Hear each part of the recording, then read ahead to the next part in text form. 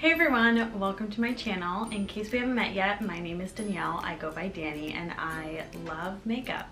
So today I am going to be testing two best-selling products from Sephora and giving you guys my first impressions on them. So we have the Beauty Blender Sponge, which I know I'm probably like one of the last people to try this product, but I tried a drugstore version. It was shaped a little bit differently and I wasn't a huge fan. I definitely didn't prefer it over my makeup brushes, and I am really excited because people rave about this. I know a bunch of people swear by this. They use it for foundation, concealer, powder, liquid highlighter, you name it. So I got the original pink, but it does come in a bunch of different colors now. So very excited about that.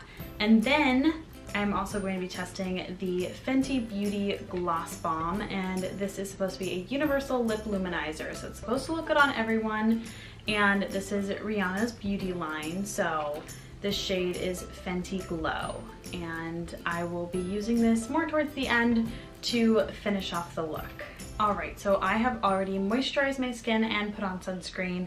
So I am going to prime really quick. I'm going to use the Skindinavia Makeup Primer Spray. I love this stuff just because I don't like feeling like there's an extra layer of product on my skin. So the liquid or serum type of primers aren't my favorite.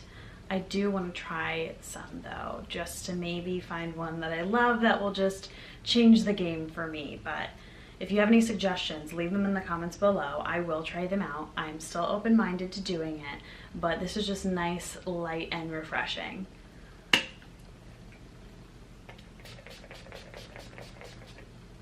So while that is setting on my skin, I'm going to finally open up this beauty blender. I literally haven't opened up the package because I wanted this to be a genuine first impression video. So here we go. So it comes with these little instructions at the bottom. It says to wet your sponge, squeeze it with a towel until it's damp, use it to apply your makeup, which you use it by just bouncing it on the skin, and then cleanse it with the blender cleanser that they sell. They have it in like a liquid and a solid form, which I probably want to try to see how well it works, and then dry it on the canister lid. So this guy right here, gotta make sure to save that. I'm just gonna read a little bit about this product straight from the website just to see what kind of claims they make about it, and we'll be able to tell if they are true to the claims. So it says that it ensures impeccable streak-free application with minimum product waste, used with foundations, powders, and any other complexion product.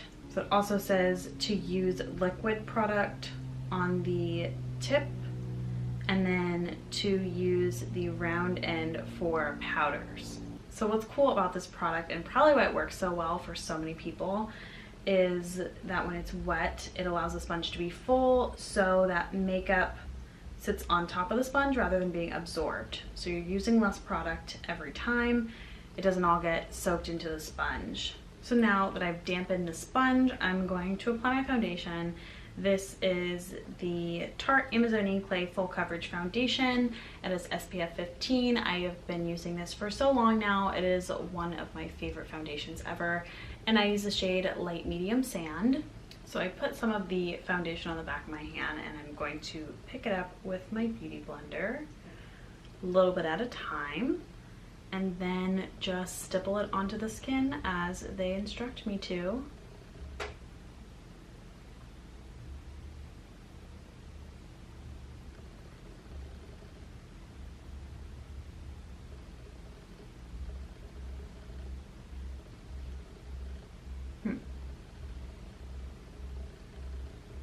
Applied pretty smoothly. I'm going to try the round end just to see the difference.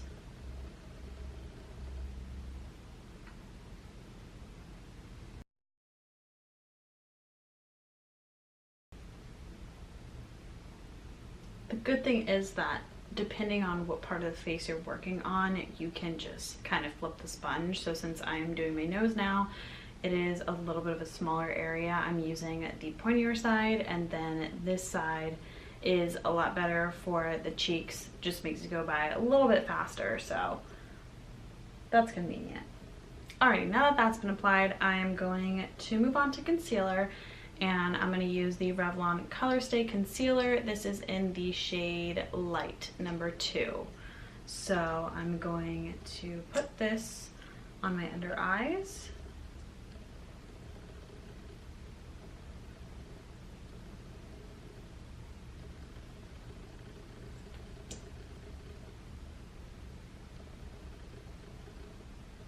And then I'm also going to put it on some of my problem areas as well. A little bit on the chin. I'm going to put a little on the cheeks. Right in between the brows. And then some spots on the forehead as well. I should go out like this. And again, going to use the Beauty Blender to blend it in.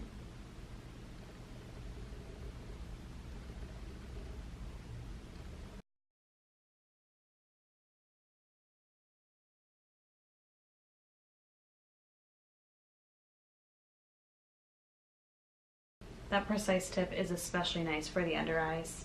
That is some nice makeup application if I do say so myself. I am officially on the Beauty Blender bandwagon. So I am going to go ahead and bake my under eyes just because I want to test how the Beauty Blender is going to work with powders, especially it being damp. I'm a little bit skeptical. So I'm going to use the NYX Set It and Don't Fret It Matte Finishing Powder. This is in the shade Light Medium, and going to take a lot of it on the round end of the Beauty Blender and pile it underneath the eyes. Now while this is baking, I'm going to go ahead and do some of my other makeup, and I will be back to show you guys some of the finishing touches. I'm gonna be honest, I am in love with how my makeup looks. It's just so smooth, it almost looks airbrushed, which I know that's the effect that this product is supposed to give. So good job, Beauty Blender. I will definitely be using this many, many more times. It's probably gonna be a staple tool for me from now on. So now we are going to apply our lip luminizer, which I'm very excited for. I haven't put anything underneath because I just want to see how it works all on its own. So this is what the packaging looks like. Super pretty with that reflective top. Let's see what the applicator looks like.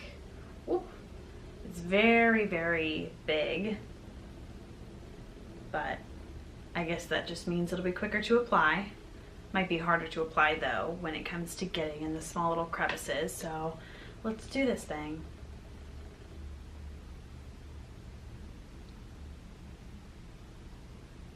So I can definitely see how this could be flattering on everyone because it's just this beautiful dusty pink nude shade, and I like it. It has a nice shine to it. It's pretty natural looking on me, but it's kind of like a My Lips But Better gloss.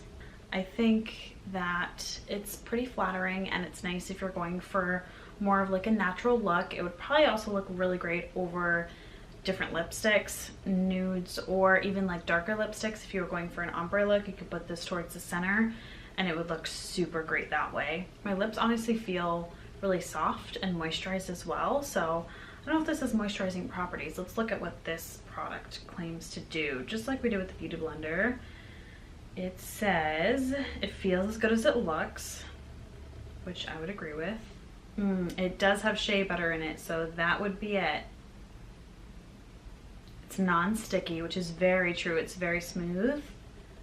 It has a peach vanilla scent. I didn't even smell it. Let me see. It does kind of smell nice. I like that. I'm a sucker for good scents. So just for a little overview, this Beauty Blender applied my makeup pretty flawlessly. I want to use it for different products in the future as well, just to test it a little bit further. And this gloss is super versatile. It's like a My Lips But Better sort of color, so I can see myself wearing it a lot. And I can definitely see why both of these are best-selling products. Thank you all so much for watching this video. If you want to see more like it, make sure you hit the subscribe button. You can also click the bell if you want to be notified of future uploads. If you have any ideas of beauty videos you want to see, please leave them in the comments down below. You can message me or reach out to me on any of my social medias. I love interacting with you all. and I will see you guys in my next video.